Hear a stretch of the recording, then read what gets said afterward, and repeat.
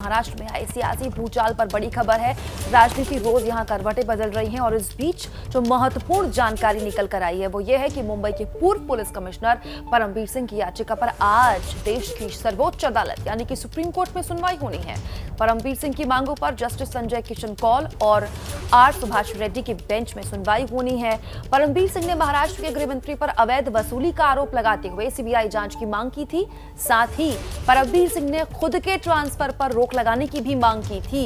इसके अलावा उन्होंने अनिल देशमुख के घर के सीसीटीवी फुटेज की भी जांच की मांग की थी। अगर सुप्रीम कोर्ट परमबीर सिंह के ट्रांसफर पर रोक लगा देता है तो इससे महाराष्ट्र सरकार की बहुत बड़ी फजीहत हो सकती है। इस बीच महाराष्ट्र की आघाड़ी सरकार एक और विवाद में फंसती जा रही है।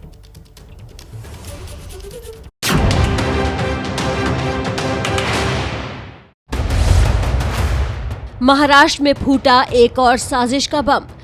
इसमें कई अफसरों के नाम आते हैं, कुछ सीनियर अफसर्स के भी नाम आते हैं, कुछ सीनियर अफसर के नाम आते हैं। क्या महाराष्ट्र में चल रहा था खाकी और खादी का नेक्सस?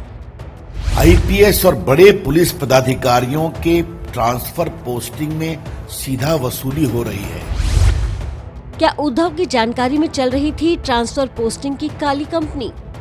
ये सारे कॉल्स इंटरसेप्ट किए हुए हैं।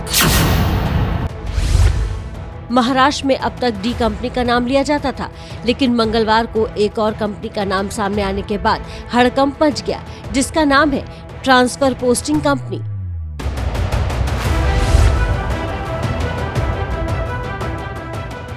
और दावा किया जा रहा है कि इस कंपनी के केयरटेकर कोई और नहीं बल्कि शरद पवार हो सकते हैं। सीएम उद्धव ठाकरे और उनके बेटे आदित्य का नाम भी इसमें आ रहा है।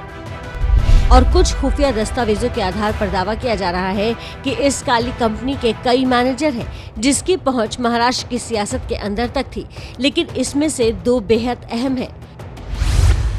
ट्रांसफर पोस्टिंग की काली कंपनी के मैनेजर, पहला है संतोष उर्फ सागर जगताप और दूसरा है महादेव इंगले। दावा है कि संतोष और जगताप वो किरदार है जिनकी चौखट पर खाकी के बड़े ओहदेदार अपनी पोस्टिंग की पैरवी लेकर पहुंचते थे और राजनीतिक रसूख का फायदा उठाकर ये खाकी को उसके मन मुताबिक मलाईदार पोस्टिंग भी दिलवा देते थे।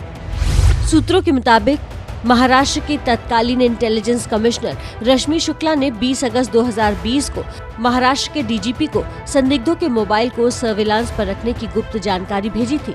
फोन इंटरसेप्ट के आधार पर खुलासा हुआ कि दोनों संदिग्धों ने मिलकर पुलिस इंस्पेक्टर से लेकर डीआईजी लेवल तक के 1 दर्जन से ज्यादा अधिकारियों की पोस्टिंग भी कराई। और इन्हीं खुफिया दस्तावेजों के आधार पर यह भी दावा किया जा रहा है कि एक पोस्टिंग में सीधे सीधे शरद पवार और मुख्यमंत्री उद्धव ठाकरे शामिल थे। सूत्रों के मुताबिक एजेंट संतोष जगताप ने डीसीपी सचिन पाटिल के नासिक में ट्रांसफर के लिए मंत्री आदित्य ठाकरे, गृह मंत्री अनिल देशमुख व उप मुख्यमंत्री अजीत पवार से मुलाकात की थी। उसके बाद संतोष जगताप कांग्रेस और एनसीपी के नासिक के विधायकों को लेकर मुंबई में यशवंतराव चव्हाण ऑडिटोरियम में एनसीपी के मुखिया शरद पवार से भी मुलाकात की थी, जिसके बाद शरद पवार ने उद्धव ठाकरे को व्हाट्सएप पर पैरवी का मैसेज भेजा और पाटिल की पोस्टिंग हो गई। आईपीएस और बड़े पुलिस पदाधिकारियों के ट्रांसफर पोस्टिंग में सीधा वसूली हो रही है। Extortion is being done. हमें उम्मीद थी कि मुख्यमंत्री कार्रवाई करेंगे, लेकिन दोषियों के खिलाफ कार्रवाई करने की बजाय एक ऑनेस्ट बहादुर महिला पदाधिकारी रश्मि शुक्ला नाम है शायद, उसको सिविल डिफेंस का डीजीपी बना दिया गया। हमें लगता है ये सारे षड्यंत्रकारी रिपोर्ट भी है और रश्मि शुक्ला जी ने किसी का भी फोन परमिशन लेके टैप नहीं किया। इलीगल फोन टैपिंग करने का काम वो करती थी। उसी के आधार पे निराधार रिपोर्ट उन्होंने तैयार की। सूत्रों के मुताबिक तत्कालीन डीजीपी सुबोध जायसवाल ने ये top secret report chief secretary home Sitaram Kunte को 26 अगस्त 2020 को भेजी। फिर सीताराम कुंटे ने रिपोर्ट सीएम उद्धव ठाकरे को बढ़ा दी और आखिर में उद्धव ने ये रिपोर्ट गृह मंत्री अनिल देशमुख को भेजी। मतलब खाकी के ट्रांसफर पोस्टिंग के इस खेल से खादी अच्छी तरह वाकिफ थी और ऑडियो रिकॉर्डिंग की शक्ल में इसी काले कारनामे का कच्चा चिट्ठा पेन ड्राइव में लेकर मंगलवार को देवेंद्र फडणवीस ने दिल्ली में गृह सचिव से मुलाकात की और सीबीआई जांच की मांग कर दी। जो आरोप लगे हैं वो तो मैंने पुख्ता सबूतों के साथ लगाए हैं और मैं तो दे रहा हूँ, मैं तो मांग कर रहा हूँ कि सीबीआई की जांच होनी चाहिए। मैं तो सारे सबूत दे रहा हूँ। सबसे पहले जो रिपोर्ट उन्होंने भेजी है उसमें 80% नाम ऐसे हैं जिनकी बदली नहीं हुई है। तबादला सीधे कोई मंत्री या मुख्यमंत्री नहीं करता। तबादले के लिए पुलिस एस्टेब्लिशमेंट बोर्ड बनाया गया है। बीजेपी के आरोप बड़े हैं और इस बार आरोपों के घेरे में नेता भी बड़े फंसे हैं, इसलिए मुंबई से दिल्ली तक हलचल दिन भर होती रही। सबसे पहले मुंबई में गृह मंत्री अनिल देशमुख ने मुख्यमंत्री उद्धव ठाकरे से मुलाकात की, तो दिल्ली में शिवसेना नेता संजय राउत और प्रफुल्ल पटेल शरद पवार से मिलने पहुंचे। बीजेपी की मोर्चाबंदी महाराष्ट्र से लेकर दिल्ली तक मजबूत दिख रही है, जिसके जवाब में बीजेपी के आरोपों को सतही और सस्ती सियासत बताने के सिवा अघाड़ी सरकार के पास ज्यादा कोई तर्क नहीं है और जल्द ही कोई ठोस दलील नहीं दी गई तो आने वाले दिनों में उद्धव सरकार की मुसीबत बढ़ सकती है।